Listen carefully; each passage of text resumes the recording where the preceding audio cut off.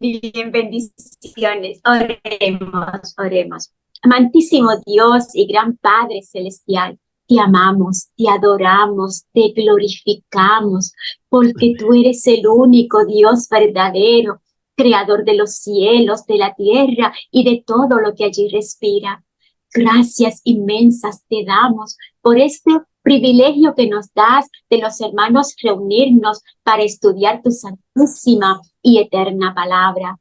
Permite que podamos comprenderla, que podamos digerirla, que podamos vivirla. Y sobre todo, Señor, que todo lo que el hermano Lizama haya preparado para esta clase sea de gran beneficio, de gran provecho, lo que nosotros verdaderamente necesitamos para poder proclamar esa tu santísima y eterna palabra. Bendícelo de una forma muy especial, al igual a los compañeros todos aquí reunidos. Gracias, Padre mío y Dios mío, por este privilegio tan hermoso. Te lo pedimos y te lo imploramos por nuestro amantísimo Hijo, Cristo Jesús. Amén y amén. Amén. Muchas gracias, muchas gracias. Bien, vamos a compartir en honor al tiempo, vamos a compartir lo que Dios quiere hoy día tener con nosotros. En la clase número 2, martes 16 de julio, homilética, predicación expositiva. En su libro, Teología Práctica, el ministro australiano Peter Adam sugiere que la predicación descansa sobre 3 bases teológicas. La primera de ellas es: Dios ha hablado. Número 2, escrito está. Y número 3, predica la palabra. O sea, tienen que ver con las doctrinas de la revelación, la inspiración y la predicación. Esperen un segundo, voy a admitir a algunos hermanos. Ahí sí. Ahí sí. Entonces, la primera de las mencionadas por Peter Adam, es decir, escrito está, es quizás, creo que no es necesario tratarla, en el sentido que todo cristiano creerá que Dios habla. Eso está muy claro, pero la realidad es que hay crecientes dudas en torno a la certeza y a la claridad con la que podemos entender lo que Dios nos ha querido transmitir. Para mí ha sido muy útil ver cómo estas dudas, hermanos y hermanas, se relacionan con nuestra idea de Dios. Típicamente se presentan estas cuestiones como dudas acerca de la capacidad humana de saber con certeza quién es Dios, pero el creyente cristiano que acepte el retrato que la Biblia nos da acerca de Dios a través de sus atributos comunicables e incomunicables, tiene una base firme sobre lo que apoyarse. Es verdad que ningún ser humano puede escaparse de su propia percepción, y esta es limitada e imperfecta sobre Dios. Pero si hacemos caso a Peter Adam, escrito está. Segundo, como Pablo le dice a Timoteo, predica la palabra. Y tercero, Dios ha hablado. Pero, perdón, número 1, Dios ha hablado. Escrito está y predica la palabra. Son los 3 conceptos que debemos tener claro a la hora de nosotros preparar un sermón. Recordando los objetivos de este curso, el primero es entregar una herramienta útil y eficaz para la preparación de un mensaje homilético conforme a la necesidad contemporánea que hoy vive nuestra sociedad, que sabemos que es una sociedad cada día más exigente, ¿cierto? Particularmente las iglesias locales. Animar a los predicadores que hoy se encuentran con nosotros. Yo creo que si todos ustedes, tengo la certeza que todos ustedes son predicadores de la palabra. Por lo tanto, quiero animarlos, que es el objetivo de este curso, a recordar ciertos conceptos prácticos que les ayudarán a ser un buen expositor de su palabra. Y tercero, la importancia, creo yo, de la predicación expositiva en estos tiempos. ¿Y por qué digo que es importante entender lo que la predicación expositiva? Es porque la predicación expositiva tiene como por definición, de alguna manera quiero definirlas en pocas palabras, es extraer con las herramientas que nosotros tenemos y que vamos a ir estudiando en este curso, extraer de la perípora o del pasaje bíblico la idea exegética, es decir, qué es lo que dijo el autor, a quién se lo dijo, cuándo lo dijo, cómo lo dijo y por qué lo dijo, que son los Amén. 6 elementos de los periodistas. ¿Sabe usted que esas 6 preguntas son esenciales para es otro método de interpretación, pero que lo vamos a ir conociendo? Entonces, ¿qué dijo? ¿Por qué lo dijo? ¿A quién se lo dijo? ¿Con qué palabras se lo dijo? ¿Cuál fue la intención? Todo eso lo resumimos nosotros en algunos principios llamados ideas exegéticas para después de tener clarito, de familiarizarme con el texto bíblico, aplicarlo con una idea predicable. Es decir, ¿cómo se lo voy a decir a la iglesia local? ¿Cómo se lo voy a desarrollar? ¿Cómo lo voy a contextualizar? En el fondo, hermanos amados, eso consiste en la predicación expositiva. Es un trabajo arduo, es un trabajo que los que predicamos expositivamente no Requiere. son menos de 8 horas a la semana en preparar un sermón expositivo, hermanos. No son menos de 8 horas en preparar un sermón expositivo. Pero si vamos más al fondo, un predicador expositivo debiera dedicar al menos unas 15 horas a la semana a preparar su sermón, si es un predicador que quiere predicar de manera expositiva. A manera de resumen, la semana pasada nosotros lo que vimos, una pequeña introducción, vimos que era la homilética y decíamos que la homilética es el arte y ciencia de predicar para comunicar el mensaje de la palabra de Dios. Se estudia, decíamos, cómo organizar el material, preparar el bosquejo y predica efectivamente. Ahora, nosotros vamos a apuntar la homilética a la predicación expositiva, ¿ok? Ahora, también podemos decir respecto a la homilética, en lo que dice John Baker. Él señala que los predicadores en sus sermones deben construir un puente para mostrar la verdad de Cristo que transforma las vidas, primero de los impíos, de los inconversos, de los que no tienen a Cristo, y luego de quienes han sido elegidos, llamados y convertidos, señala este predicador sobre la predicación expositiva. Permítanme. Ahí sí. Creo que están todos ya. Ahora, luego nosotros vimos, hicimos un recorrido histórico de la homilética y dijimos que el primer predicador había sido Dios mismo, y diciendo que el primer predicador fue Moisés, ¿cierto? Allá en Deuteronomio, ¿cierto? Cuando establece la ley de manera sucinta, pero posteriormente la va desarrollando cada idea o cada mandamiento, lo va desarrollando de manera más clara en los libros posteriores.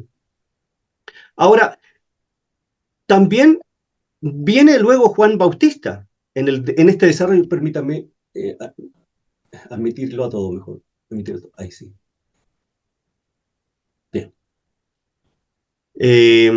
Luego Jesús, vendría Juan el Bautista y el Señor Jesús mismo, cuyo ministerio principal antes de su obra expiatoria en la cruz es descrito así por los evangelistas como un predicador por excelencia.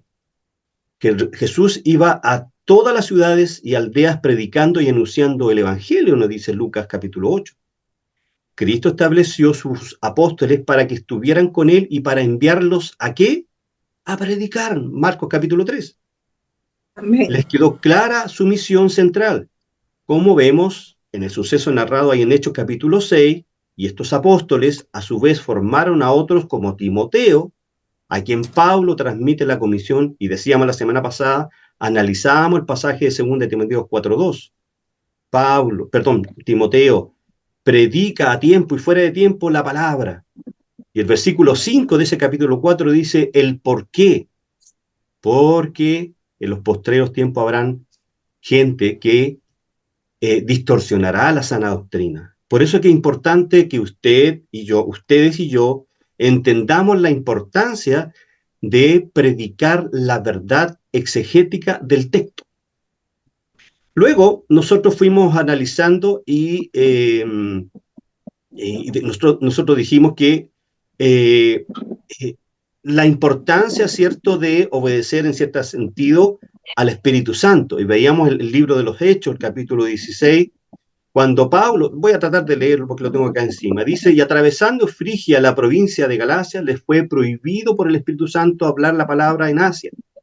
En definitiva, lo que quiero intentar decir con este resumen de este capítulo 16 es que Pablo, en oración, ¿cierto?, escuchó, y esto lo vamos a ver hoy día, escuchó la voz del Espíritu para ir a otro lugar a predicar. ¿Por qué?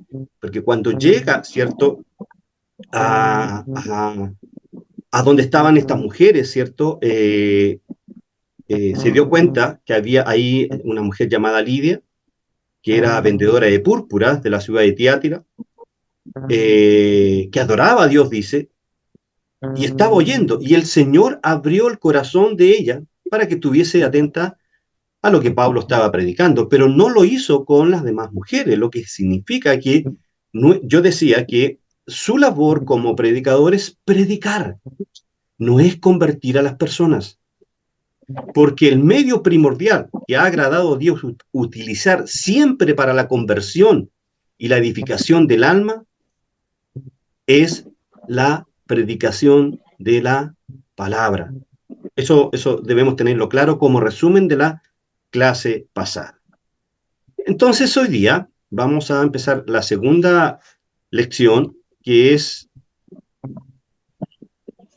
fundamentos teológicos de la homilética o de la predicación, los fundamentos homiléticos. La próxima clase vamos a tener la oración del bosquejo, la introducción, ilustración, aplicación y conclusión, tipo de sermón, y terminamos, espero yo, en unas 8 clases más, sermón expositivo. Fundamentos teológicos de la homilética. El Salmo 11 nos entrega un principio esencial para plantear una homilética con buena orientación. Dice, verso 3, si fueren destruidos los fundamentos, ¿qué ha de hacer el justo? Nada, absolutamente nada, ¿cierto? De aquí establecemos como principio que toda buena predicación es aquella que tiene un buen fundamento teológico. Yo primero que todo, si quiero predicar sobre la divinidad de Cristo, tengo que estudiar si Cristo realmente fue divino. Y para eso la teología sistemática me ayuda a entender, me ayuda y me enseña, si soy un predicador responsable, me enseña primero la doctrina de la divinidad de Jesús. Por ejemplo, si quiero predicar un sermón sobre la soteriología, que es el estudio de la salvación, tengo primero que todo estudiar la doctrina de la soteriología, las diferentes escuelas teológicas. En el fondo, el predicador primero es un teólogo o un estudioso responsable de las escrituras. He ahí que establecemos como principio que toda buena predicación, y que ténganlo por seguro que Dios va a usar de manera grandiosa y eficaz, es aquella que tiene un buen fundamento teológico. La metodología sin duda es importante. La preparación es importante, pues nos aporta las herramientas para un mensaje adecuado, ¿cierto? Sin embargo, nunca puede sustituir el fundamento teológico. Como dice Dennis Mook, nuestra tarea como predicadores no es dar un sermón, sino entregar un mensaje proveniente de la palabra de Dios. ¿Entendió, cierto? Espero que sí. Elementos teológicos de la homilética. Lo primero es la convicción de la soberanía de Dios. El segundo elemento es la convicción sobre Jesucristo. El tercer elemento es la convicción acerca del Espíritu Santo. El cuarto elemento es la convicción sobre la palabra de Dios. Y el quinto elemento es la convicción acerca de la iglesia. Voy a pedir que apaguen su micrófono, por favor, para no tener interrupciones. Bien, veamos el primero de ellos. Lo que sí, quiero ser honesto con ustedes, voy a hacer un resumen de estos 5 puntos, porque quiero dejar por lo menos unos 15 minutos para que analicemos en parte, no era una lección que les di, sino que un acercamiento a lo que vamos a ir viendo en estas últimas 2 clases, perdón, en las siguientes 2 clases. Por favor, apaguen los micrófonos. A ver. Ya. Ahí sí. Ahí están todos silenciados. Voy a tratar de hacer un resumen de estos 5 elementos, hermanos queridos, porque también les pedí que lo leyeran con detenimiento. Si no lo leyó, por favor, hermano, léalo con tranquilidad en su casa, porque si bien es cierto, esta materia en sí, este elemento teológico, los 5 elementos teológicos de la homilética, puede ser un poquito tedioso o mucha lectura, pero es esencial que entendamos que primeramente, hermanos queridos, la predicación es teológica y después es expositiva. Si usted no entiende los conceptos que usted va a predicar, yo le sugiero que no predique. Si usted es un pastor, si usted es un hermano que ha recibido el don de la exhortación, primero que todo debe ser un teólogo. Un teólogo no como al nivel de Sproul o a nivel de los que nosotros conocemos, pero sí un acercamiento y una responsabilidad, hermanos, primero a la teología, al estudio, a la sana doctrina, y luego usted, creo yo, que estaría en condiciones de preparar un sermón y predicar un sermón expositivo. La convicción de la soberanía de Dios. Como dice Lorraine Broad en su libro La predestinación, lo leo: toda persona que piensa puede ver fácilmente que un poder soberano rige su vida. Jamás se le preguntó si deseaba nacer o no, o cuándo, o dónde, a qué había de nacer, si en el siglo XX o antes del diluvio, si en la América o en la China, si blanco o negro. Los creyentes de todas las épocas han reconocido a Dios como el creador y soberano del universo y por consiguiente como la fuente de todo poder que se encuentra en las Escrituras. Hermanos amados, desde toda la eternidad hay ciertas verdades tan profundas que solo son conocidas por Dios. Ni hombres ni ángeles podrían ni por sí descubrirlas, tienen que ser reveladas. Spurgeon dijo: es más fácil que una mosca se trague el mar que un hombre finito comprenda a Dios. Una de estas recónditas verdades acerca del Trino Dios se clasifica bajo el nombre de la soberanía de Dios. Al tratar este tema, consideraremos el atributo por el cual Dios gobierna toda la creación. Ahora, la soberanía divina en el atributo por el cual Dios gobierna toda la creación significa que Dios controla y reina sobre cada evento por sus decretos soberanos.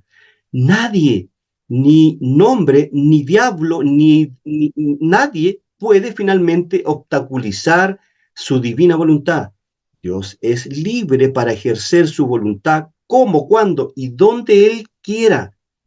Romano nos dice que Él tiene misericordia de quien quiere tener misericordia y de quien no quiere tener, no tiene misericordia. Entonces, ¿qué relación tiene la soberanía de Dios con la predicación? Bueno, primero que todo, usted debe entender que Dios a usted lo va a usar de una manera soberana y que si Él quiere convertir a las personas mediante su predicación, es porque Él ha estimado el día exacto para esa persona escuchar su sermón.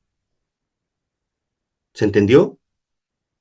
Ahora, ¿cuál ha de ser nuestra actitud hacia el soberano supremo respecto a la predicación? Que solo Él puede llevarnos a que nuestros mensajes sean poderosos. pero usted debe hacer el trabajo previo, debe estudiar el texto, debe orar al Señor, debe entenderlo, debe dormir con ese texto, debe sabérselo casi de memoria, leerlo en varias versiones, ya que de no hacerlo, sin duda el Espíritu Santo no podrá respaldar sus improvisaciones e historias y experiencias personales, porque muchos mensajes, amados hermanos, están llenos de historias personales, están llenos de experiencias y muchas de ellas improvisaciones. He escuchado predicaciones donde el Así es. predicador, apague los micrófonos, por favor,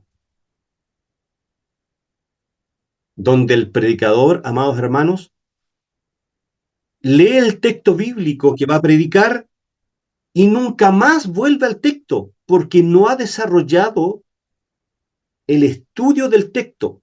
Al no desarrollarlo, improvisa, aplica historias personales y experiencias personales. Recuerde que es el Espíritu Santo, mediante su mensaje bien preparado, bien estudiado, que usará con poder para cambiar corazones y llamar a los inconversos al arrepentimiento. No usted, nosotros no convertimos a nadie, hermano. Es el Espíritu Santo a través de su responsabilidad como predicador. Mire, solamente le voy a dar una experiencia personal. Espero le sirva. El domingo me tocó predicar en mi iglesia local. Preparé toda la semana el sermón de Tito capítulo número 2. Minutos antes de subirme al púlpito, mi esposa me dijo, ¿estás temblando? Le dije, amor, es que aunque me lo sé de memoria, pero tiemblo cada vez que tengo que abrir la Biblia y decir, Dios dice esto a la iglesia local. Hermanos, tengamos compasión por las almas al preparar un sermón, pero dejemos que la soberanía de Dios aplique sobre el sermón. Continuemos.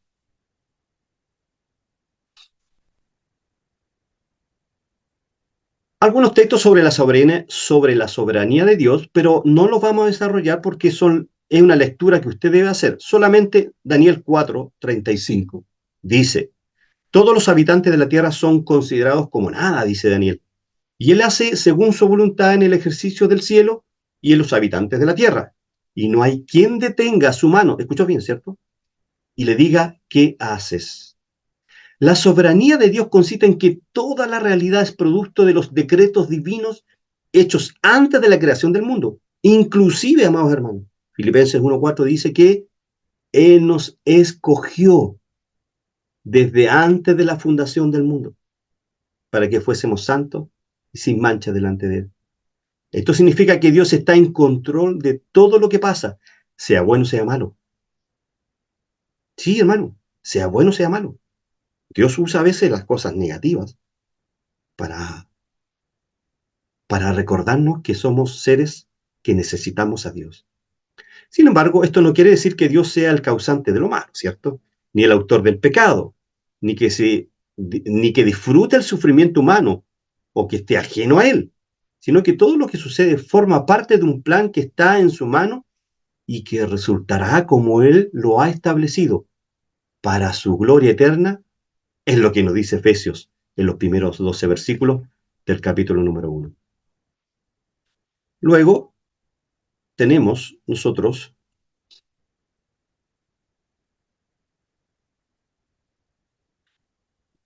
como conclusión de este primer punto, solo un Dios soberano puede garantizar sus promesas.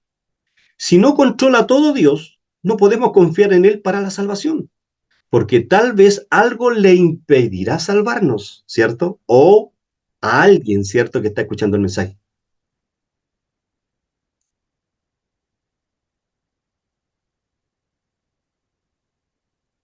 Ahí. Bien. Número 2, si Dios no fuera soberano, sería imposible sacar las lecciones espirituales de si Dios no fuera soberano, sería imposible sacar las lecciones espirituales de los eventos de nuestras vidas, puesto que no podríamos saber si Dios está enseñándonos algo y si los eventos de la vida son meras casualidades, ¿cierto? Igual sería tener fe en la suerte que confiar en Dios. ¿Se entiende? Luego, la soberanía de Dios es la única base para darle gloria. Si Él no es soberano, hermano, si Dios no es soberano, si el Espíritu Santo no es soberano, si el Dios Padre no es soberano, si el Hijo no es soberano, ¿por qué darle a Él toda la gloria? Si no es el autor de toda la obra. Buena pregunta, ¿cierto? La soberanía de Dios es la única base para la oración. ¿Para qué orar a un Dios que no es soberano? Si Él no está en control de todo, quizás no pueda contestarnos. A manera de conclusión respecto a este primer punto sobre la soberanía de Dios en la predicación. Muchísimos pasajes nos muestran a Jesús como Señor y único y suficiente Salvador. Toda predicación debe tener un claro sentido que debe ser cristocéntrico, que este es el segundo punto, hermano, la convicción sobre Jesucristo. Toda predicación debe tener un claro sentido. La predicación, hermano, desde el Antiguo Testamento, si usted no aprende a ver a Cristo en el Antiguo Testamento, usted no ha entendido que la revelación primero es progresiva y segundo, que Cristo está revelado de manera clara en toda la Biblia, desde Génesis a Apocalipsis. Debe apuntar hacia una revelación mayor sobre el señorío de Cristo en la vida de los creyentes. El cristianismo no es superación personal, es conversión a Cristo, reconocimiento de su señorío y salvación. Principios de la predicación centradas en Cristo. Estos son tres principios de la predicación cristocéntrica que necesitamos usted y yo tener en cuenta. Y con esto ya vamos a ir pasando a otros puntos. La predicación centrada en Cristo implica ser cuidadosos en el uso de la palabra de Dios. No todos los mensajes basados en la Escritura son cristocéntricos. La predicación que alegoriza pasajes bíblicos o simplemente resulta moralista es muy común en nuestros púlpitos. Y a pesar de que parece fundamentarse en la Biblia, la realidad impone nuestras ideas humanas al texto.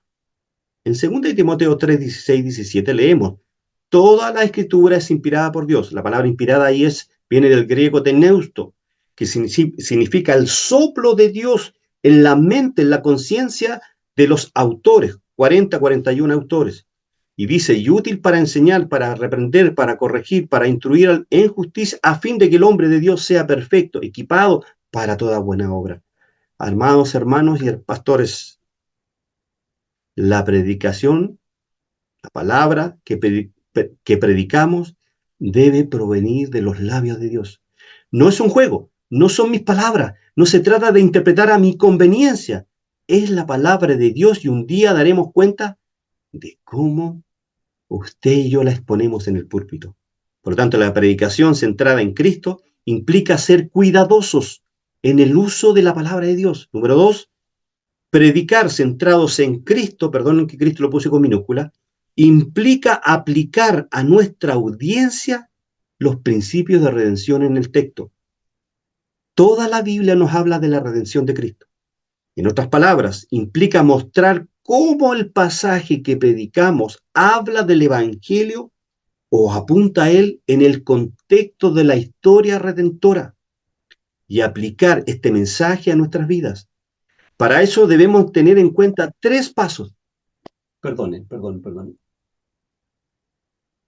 Vamos a tratar, no pude configurar el Zoom para que el que pincha entre, así que, hermana Elizabeth, mañana conversamos para que usted sea la anfitriona y usted ahí ponga lo admitir a todos, por favor.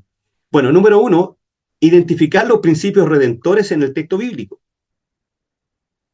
Del texto que usted predique, sea del Antiguo o del Nuevo Testamento, usted debe identificar los principios redentores del texto. La forma en que el texto señala al Evangelio o lo muestra en todos los pasajes. Mire, si nos vamos a Génesis 3:15, Ahí tenemos el protoevangelio, tenemos ahí el inicio del evangelio. Pero ¿cómo, hermano Alejandro? Sí, pues, porque dice que la mujer herirá en la cabeza a la serpiente y la serpiente le herirá en el calcañar a la simiente de la mujer. La simiente, ¿cierto?, es toda la genealogía hasta llegar a Cristo. Si se da cuenta usted, desde Génesis en adelante existe el principio de la redención. Por lo tanto, desde Génesis a Apocalipsis, el pasaje que usted predique debe tenerlo claro, que debe identificar los principios redentores en ese texto que usted eligió para predicar. Determinar, ¿cierto?, la aplicación. Segundo punto espera un segundo. Segundo punto de este segundo punto.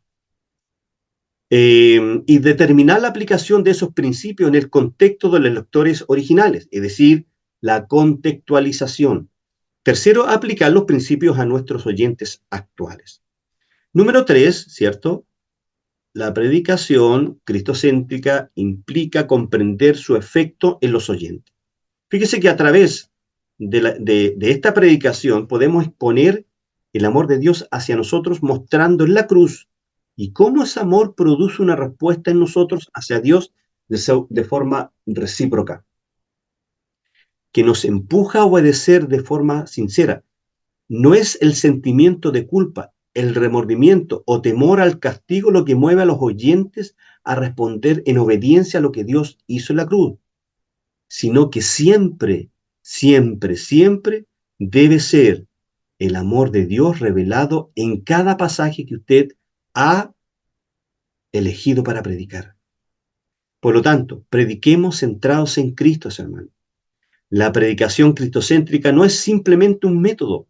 Se trata de buscar la obra transformadora de Cristo a lo largo de la Biblia, en las historias, mensajes y personajes, y comprender cómo Dios proveyó en Cristo todo lo necesario para redimir a aquellos hombres creyentes mencionados en la Biblia. Y por supuesto, a nosotros también. Esta predicación cristocéntrica, transforma vidas y da esperanza a quienes buscan, primero, consuelo en un mundo dominado por el castigo y la culpa, y también les otorga la gracia de Dios en ese mensaje, porque todos necesitamos escuchar la palabra de Dios. Entonces, hay algo más sobre esta segunda parte, pero usted estos pasajes los lee, por favor, en su casita, para que lleguemos al tercer elemento.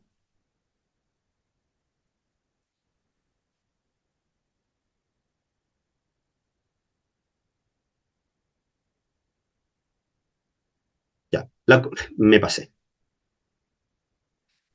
La convicción acerca del Espíritu Santo. Veamos la evidencia escritural sobre este tema. El Evangelio de Juan nos aporta una excelente evidencia para entender y tener una buena convicción de la obra del Espíritu Santo en nosotros.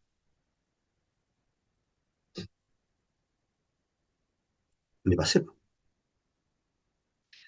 La obra del Espíritu Santo, amados hermanos, es una guía proactiva y un esclarecimiento positivo. Es decir, la obra poderosa del Espíritu Santo en personas que son pasivas, Él trae el consuelo, Él les da fe, Él les da arrepentimiento mediante su predicación, y luego esa persona que ha sido tocada por el Espíritu Santo por intermedio de su mensaje, Dios permite que esa persona corra a Cristo en arrepentimiento y fe. Cuando el Espíritu Santo obra, las personas pueden entrar de un modo activo, porque no son pasivas ni son forzadas, sino que actúan por iniciativa propia, pero cuando el Espíritu Santo obra solamente, las personas están contentas y preparadas y están dispuestas a obedecer y son felices porque han escuchado a Cristo crucificado. El poder del Espíritu Santo es indispensable para desarrollar y predicar sermones eficaces. Minimizar su papel en la predicación y usted creerse autosuficiente, crea una falsa dicotomía entre la disciplina de la homilética y la doctrina de la neumatología.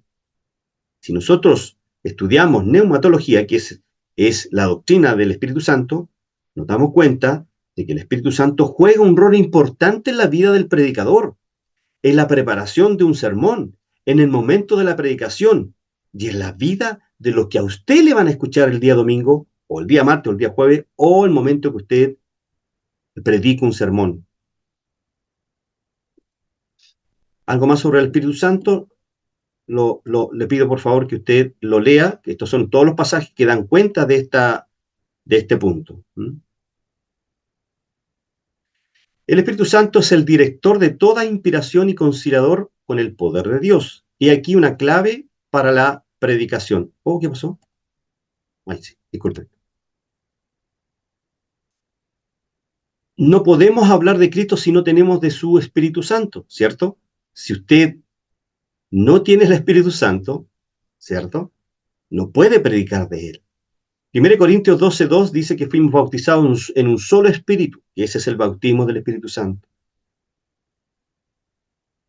Todo buen predicador debe estar lleno del Espíritu Santo para hablar con asertividad de la voluntad de Dios, si leemos nosotros Efesios capítulo 5. De todos los dones dados por Dios a la humanidad, no hay uno más grande que la presencia del Espíritu Santo en nosotros, que en el fondo es la fe que nosotros tenemos. Recuerde que la Biblia dice claramente que nosotros no queríamos estar con Dios. Y fue el Espíritu Santo que nos convenció en ese llamamiento interno en nuestro corazón, nos entrega el don de fe, el don del arrepentimiento, y yo ahí activamente abro mis ojos espirituales, nazco a la vida espiritual, me convierto, corro a Cristo y paso a ser un hijo de Dios. El Espíritu Santo tiene muchas funciones y actividades. Primero, Él obra en el corazón de toda la gente, en todas partes. Jesús le dijo a sus discípulos que Él enviaría al Espíritu al mundo. ¿Para qué? Dice Juan 16, 7 al 11. Pero básicamente dice, convencer al mundo de pecado y de justicia y de juicio, tal y cual lo hizo con usted y conmigo.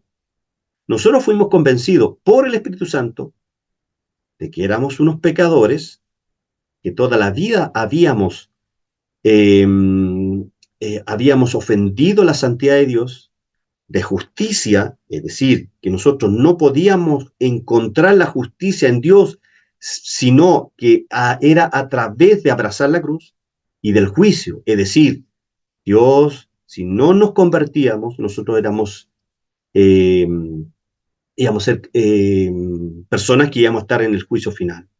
Segundo, todos tienen una conciencia de Dios. Eso lo dice en Romanos capítulo 2. Ya sea que los admitan o no, porque el Espíritu aplica las verdades de Dios en la propia mente del hombre, para convencerlos por medio de justos y suficientes argumentos de que son pecadores. ¿Pero a través de qué? A través de su sermón. Por eso que su sermón, amados hermanos, debe estar cimentado solo por las Escrituras. La respuesta a esa convicción lleva al hombre a la salvación. ¿Cómo lo hace? Por medio de la predicación de su palabra. He ahí la importancia que los sermones sean basados solo en la Biblia, no en mis experiencias personales, no en historias que pueden ser muy simpáticas, pero que a nadie van a edificar, que a nadie van a convertir, porque lo que convierte es un mensaje expositivo. Y ya analizamos lo que era un sermón expositivo. Luego vamos esto lo vamos a dejar aquí. Yo le pido que usted, ¿por qué necesitamos la ayuda del Espíritu Santo? Bueno, para entender el significado del texto, y aquí vamos entrando un poquito más en la materia de la homilética, para entender el significado del texto, para preparar el mensaje de manera adecuada, para predicar el mensaje con libertad y eficacia, para que la palabra obre con poder en los que nos escuchan. Perdón, me pasé. La predicación, hermanos, es la comunicación en forma de discurso oral de un mensaje extraído de las Sagradas Escrituras a través de una exégesis cuidadosa, transmitido con autoridad, convicción, denuedo, pasión, urgencia y compasión, a través de toda la personalidad de un hombre llamado y calificado por Dios. Hermano amado, pastor querido, usted es un hombre llamado por Dios y calificado por Dios para predicar la palabra, bajo la influencia y el poder del Espíritu Santo, con el fin de suplir las necesidades de un alma sedienta de Dios.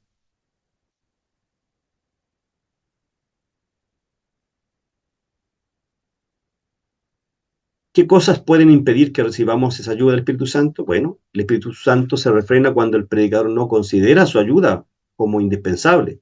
¡Wow! No voy a entrar más en detalle en eso. La agencia inmediata del Espíritu en la predicación se refrena o disminuye cuando es contristado por el pecado. Acordémonos lo que dice Efesios 4:30. Recuerde que el Espíritu Santo es una persona divina y las personas reaccionan de una manera particular cuando son entristecidas. Y la Biblia dice que el Espíritu Santo se entristece.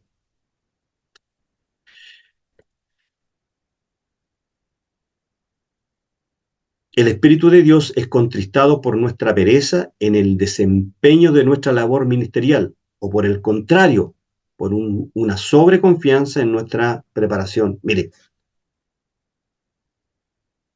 hay predicadores, y me contan, que solo el día sábado anterior al día domingo, obvio, preparan el sermón. Y es más, a veces se meten a internet a buscar bosquejos de sermones. Dios, con ese predicador, con ese sermón que predicará, aún Dios lo puede usar, porque Dios tiene misericordia de las personas que van a escuchar una palabra el día domingo. Pero ¿cómo queda ese corazón de ese predicador? Actúa de manera irresponsable y por lo tanto es un pecado, porque Dios les ha dado la tremenda responsabilidad a ese predicador. Traten de no rayar la pantalla, por favor, amados hermanos. El Espíritu de Dios es profundamente contristado cuando buscamos nuestra propia gloria y no la gloria del Salvador. Ya.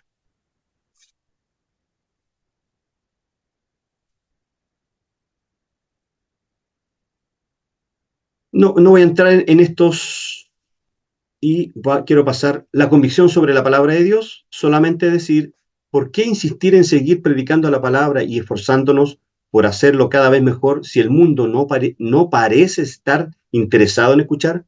Podríamos responder porque Dios nos ordena hacerlo, pero todavía podemos insistir en preguntar, ¿por qué Dios nos ordena que prediquemos su palabra?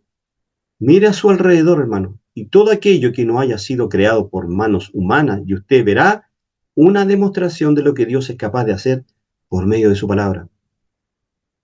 Génesis 1:3, y dijo Dios, sea la luz, y fue la luz. Es la palabra de Dios, hermanos amados, la que convierte a las personas. Esa es la respuesta correcta, como digo yo acá. Pablo le ordena a Timoteo, inspirado por el Espíritu Santo, que prediques la palabra, que intes a tiempo y fuera de tiempo, redarguye, reprende, exhorta con toda paciencia y doctrina. Y el último, que es el número, aquí hay una historia muy linda de Ezequiel 37 que te la puede leer.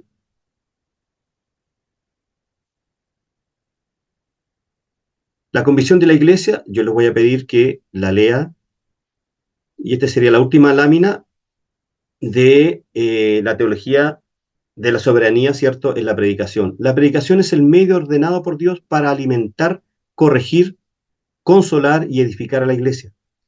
La predicación tiene un lugar central en la vida de la iglesia y es el medio por el cual el Cristo resucitado está presente con su pueblo. El enfoque de todo predicador es que la predicación debe ser doctrinal, lo dijimos al principio, antes de pararse en el púlpito, la predicación debe ser doctrinal, pues debe haber la convicción de quién es Dios y lo que ha hecho, así como una convicción de que es a través de la predicación que Dios construye su iglesia. Esto es importante, es a través de la predicación que Dios construye la iglesia.